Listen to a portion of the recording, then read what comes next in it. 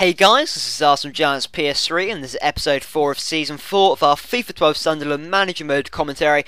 And first off, I just want to deeply apologise for how long this episode has taken to come out. It's taken an absolute age to come out, and that is primarily because of the A-level exams I've been taking. I'm sure many of you have also been taking either SATs, GCSE or A-level exams, and I hope you can understand why this episode has taken a particularly long time to come out. But anyway, on to the actual video now, and we are still in the month of August. We have two matches to play. First off, we have our Champions League qualifier against Aalborg. We do currently have a 2-0 aggregate lead over them, so anything of a draw or a 1-0 loss or a win over them will be enough to take us through to the group stage.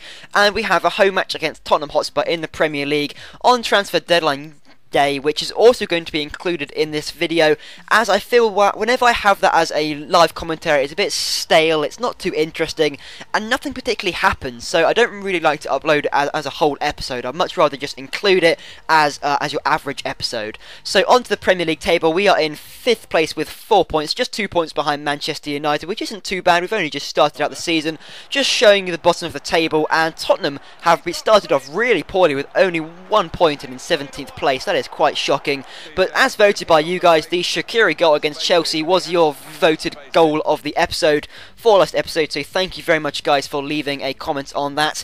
But anyway, on to our first match of the episode against Aalborg in the Champions League, and we are going to be starting a understrength team, and that's to say the least really. We have a lot of players who are just out of stamina completely. Playing so many matches in a short space of time is going to do that to your players, and that's just what's going to happen. So we do start with David and Gog, and this was a really hard match to play because I feel that Aalborg never really tried to attack. They have a chance here, but in the end they never really press for it, and it's an easy tackle in the end, and we can get it out. You saw earlier that David and Gog chance, that was absolutely shocking with the finesse. He has another chance here, but just tried to smash it. Comfortable in the end for the keeper, and it kind of felt that Aalborg never really tried to attack me. They always felt to stay in their own half, maybe catch me on the counter attack. They never really tried too hard.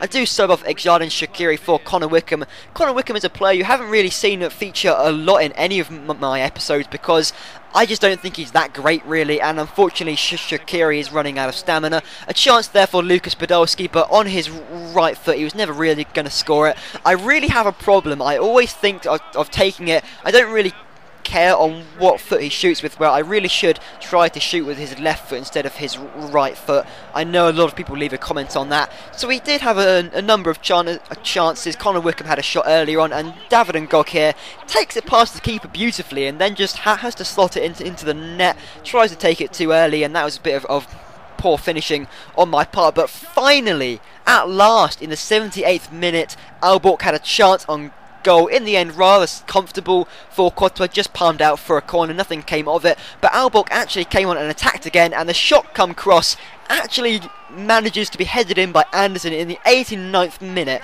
and that's just my kind of luck, isn't it? That they don't attack for the whole match, and then in the 89th minute they score against me. They tried again to score, but the attack was easily broken down by my centre-backs, and Connor Wickham, look at this right there. That was absolutely spectacular from Connor Wickham. Just looks up, thinks about it. He's hardly played in my team at all, and just smashes it into the bottom corner. Goalkeeper, no chance at all. And that equaliser is enough to draw the match 1-1, which is enough to take us into the Champions League group stage. So I'm quite happy with that performance of a number of players who weren't exactly my starting 11 players. They were a number of substitutes because of stamina and fitness and everything. So Obona is coming back from injury slowly. He should be alright to start the next match. And on to transfer deadline day, and we have a number of options here. David and Gog, we have two offers for him. First, we have a 4.3 million offer from Bolton Wanderers. I'm not going to accept that. And also we have a 3.7 million offer from Stoke, which I'm also not going to accept that either. It's just a little bit, it's not really enough, and after 5 hours nothing had happened at all. Karim Benzema has left Manchester United, and we had another offer this time from Stoke yet again, slightly increased this time to 4.1 million, still not enough to tempt me into selling him though. And we also sold some bloke called Cook or something like that. I'm not really sure who he was, but at last we had a pretty good offer from Stoke, 5 million. I went to accept it, but unfortunately Stoke couldn't even uphold it. So well, that's kind of odd. So I had a choice here. I could bring in Oxlade-Chamberlain, who is obviously a great player. He's quick, he's got great technical ability, and as an Arsenal supporter, he's absolutely epic.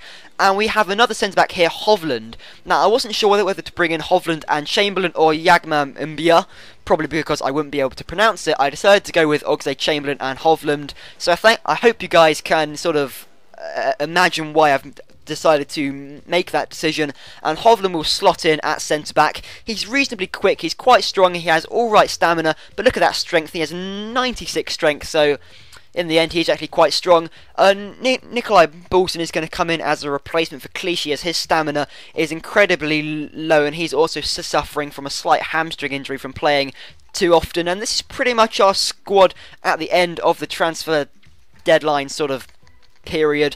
Clichy, as you can see there, still on the substitute bench. We have a number of injuries, but the squad itself is looking quite strong. I reckon we could have a genuine chance at maybe even competing for the Premiership title of this season, so I'm quite confident about that. But on to our second and final match of this episode against Tottenham, and that Tottenham team looked absolutely shocking. I don't know whether you guys managed to get a look into it, but I remember when they offered me a chance to actually, to play for Tottenham, and that they had such a stronger team. They must have just flogged everybody off, and it really proved in this match how it wasn't a good Tottenham team at all. It was terrible. They couldn't stop me. I had attack after attack. Kevin Gamero there with a shot just over the bar. I don't know what goalkeeper they had, whether they actually brought someone in or not, but it was just attack after attack, and we had so many shots. Yunus Belhanda there, shot just managed to be palmed away, and it was just attempt after attempt. Lucas Podolski on his right foot again. I keep on forgetting to shoot with his left foot. I do apologise, guys, but at half time it did remain 0-0, and this is just proof of the absolute dominance I had over Tottenham. They didn't even have a shot, let alone a shot on target, and it was just pure domination. And in the end, straight after half time, we managed to put us 1-0 ahead. Kevin Gamero with a pretty good goal there, just smashed it past the keeper, no chance at all really. And I thought, yes, it's pretty good that we actually managed to take the lead. And just like that, FIFA just seems to hate you in that respect. It seems that whenever you score a goal against them, no matter how much you dominate them, have shots and shots, it will give them a chance. But on the counter-attack from that opportunity from Pavlyuchenko, who hit the post, Xherdan Shaqiri puts us 2-0 up.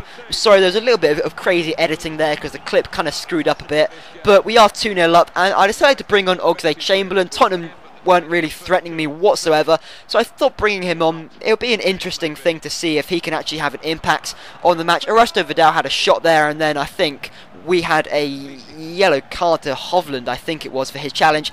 And look at this run here from Chamberlain. Takes it on the turn brilliantly, then goes for the shot outside the area. Unfortunately, it was a pretty poor shot, but it was great technical ability to have that sort of space and to attack. And I have a feeling Chamberlain is going to be an epic player for us. He's only level 71, so he isn't exactly going to be a brilliant player. But Lucas Podolski on his left foot tries for the finesse shot.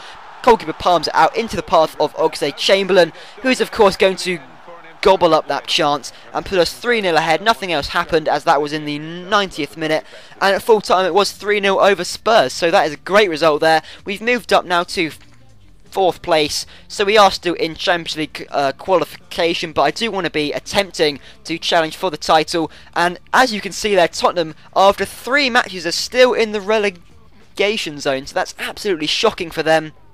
And last episode, a number of you left a comment asking me to show you guys the Fulham squad, because in case any of you didn't realise, that's a team that I used to play as, and then I went to Sunderland, and this is pretty much their squad. They've made slight improvements. They've brought in players like Kenwyne Jones, Darren Bent, Hatem Ben Afra. They still have players there like Adriana, who I brought in, and El Shaarawy and Freddie Montero, but otherwise the squad is quite strong. They also have Marvin Martin, so it's a pretty awesome squad.